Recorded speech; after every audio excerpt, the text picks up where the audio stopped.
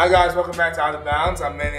I'm Chelsi Thomas. And we are still joined by our good friend, Taylor. How are you, bud? Taylor Gang. Taylor Gang. That was at the top. Yeah, good. All right, cool. I like it. All right. So what we're going to talk about is how the Texans all took a knee yesterday during national anthem. Except for not all of them. But most of them took a knee, and held each other's out in hands, hands on the shoulder and things like that. And this is in response to their owner, Bob McNair's comment where he said, verbatim, the inmates should not run the prison. I don't even know where to begin with that statement. First of all, this man had the audacity to say that at an owners meeting when there were other NFL executives there of color. If he said that in front of people of color, imagine what he's saying behind closed doors. Honestly, imagine. This is interesting because just with the way everything's been playing out since Kaepernick took a knee, with Trump saying what he said about the players being SOBs, when are we gonna choose our words wisely and try and just phrase things the right way? Our phrasing is way off. Yeah, you know what the real saying is. It's not the prison. It's not the prison. It's the asylum. It's an actual saying. It's the inmates in the asylum, right? Yes, it's an actual saying. You don't want the people working for you to run your business. Yeah. Right. Wrong choice. Wrong choice. Totally wrong choice words. He was so apologetic. He feels terrible. Look, I know, but I'm just trying to go to what he's trying to convey to us now. People saying, he's full of shit. You think he's full of shit? He's conveying he had a Freudian slip. He said how he really saw things. I really think he did it. I really think that he truly didn't need to say it. Now, for what the players thought, look, I think you gotta think if you believe that he actually did say that and that's what he truly feels, like what DeAndre Hopkins did, and said, "I'm taking a day off," quote unquote day off. Had personal day. Personal day, right? All for that. Look, if you're not happy with what's going on, and you feel disrespected, go do it. It's just a sticky situation that unfortunately McNair's now ruined his legacy as what an owner is. So, as two people who have played collegiate sports and you've had teammates, if one of your coaches said something like that, and the most of the team, I mean, coaches say something like that all the time. Really? Yeah, sports. It's behind closed doors. See, the thing about sports is aggressive in its nature, especially a sport like football. But that's more than aggressive. That's just more racist because it's black people. You already know, and tone deaf. In terms of the situation, that's what it's about right now. In terms of the situation, it is seen more as racist.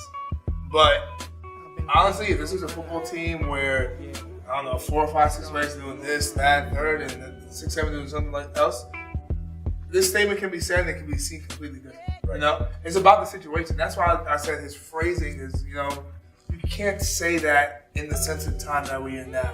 Does he feel like that in that certain way possible? Did you see it? I don't know. I really don't know. I don't know. We know. Come on, we don't know. If I was to pick a side, I'd say maybe he is, but we really don't know because in the sense he could have just been phrasing really bad. Right, exactly. The Clippers owner, the former. Okay, yeah, he was just overt racist.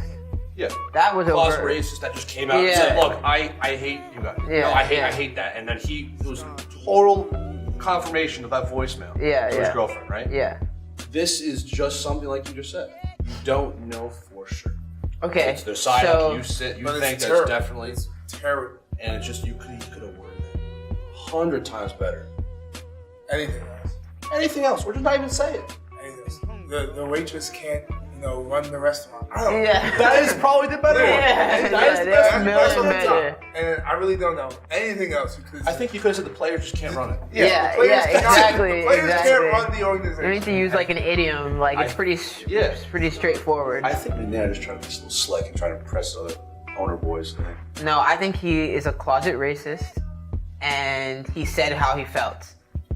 That's why I really like Richard Sherman's tweet when he was like, "Nah, don't apologize." Like, I like your ability to be candid and say how you feel. Like, and I agree. Like, don't apologize about it. This is how you felt. You meant what you said. You just now that people like are confronting you about it, you're like, oh, like, nah, just you said what you said. Back it up. And now we know how you feel. Now we know, and now it's us. It's up to us, we as the fans and as the team to respond from that. But what I was gonna ask you guys is like, so if your teammates the majority of your teammates decided to take a stand against something, like I didn't know. Apparently, you guys are saying like sentences like that or like commenting behind closed doors. I didn't know. But like, let's say just for this example, like, you guys all come together as a team and say like, listen, we were not okay with what coach did. Like, we're gonna take the stance against this.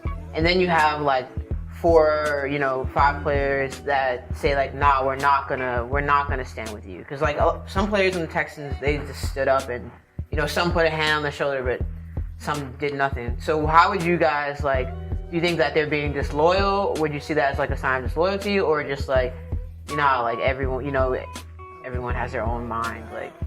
Everyone has the right to their own opinion, just because at the same time, some of your teammates, some of your friends, some of the people you know or love, they don't feel and experience the same thing you feel in the same situation.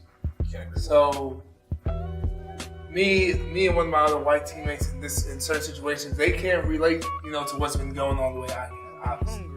And you can't really expect for them to understand. But you guys are a brotherhood. Like, how could they, even if they can't, they can empathize? To an extent. Because, yes, you're a brotherhood. You're on the same team. You're boys. I'm going to have your back always. You just don't know what their prior background is. Exactly. Like, I have a couple of friends that are black or Spanish or Puerto Rican. We're bros. Mm-hmm. My best friend for life. I don't know what his background is. I don't know how he was raised. It's totally different kind of family aspect of it, right? Mm-hmm. So you wouldn't like look at them differently, like if you were in that situation? No. I mean, I'd probably be upset, like. Oh yeah. At the same time, I haven't been in that situation, so I can't tell you. But I'd probably be upset. But then you have to again realize, okay, what's their opinion? What are they really going through? Like, how are they really viewing it? Opposed to how you are at the same time. See, this situation to me, like if I were on the Texans and I were white, like it would be a no-brainer to me. Like, this is not something like you guys are saying, like, oh, you need to take into consideration like their background and where they grew up. Like, no. Like, for me, this is a kind of like black and white thing. Like, to support, you mean to support your team? Yeah, to support your teammate. Like, McNair obviously said something, that was very offensive and clearly shows his line of thinking. Like, and even if you are not personally, like if I'm a white player and I'm not personally offended by what McNair said, the fact that I see all my teammates are so upset, like they were gonna leave practice when this first came out, and then the coaching staff like convinced them to stay, and then DeAndre Hopkins took a day. But to see how riled up like all my bros, like the people I eat with, like I do everything with pretty much. You spend your life, I mean not your life, but when you're on the team, you spend pretty much all your time together. Like, to me, that's like, all right, I see my bros like taking a knee, I'm going to take a knee with them. Like, I would feel a type of way towards the guys standing up.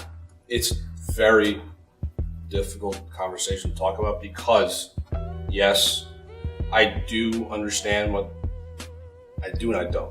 I understand what they're going through just by what's going on. I don't personally, deep down inside, I don't know what DeAndre Hopkins is really feeling. Mm-hmm. I don't know the emotional state.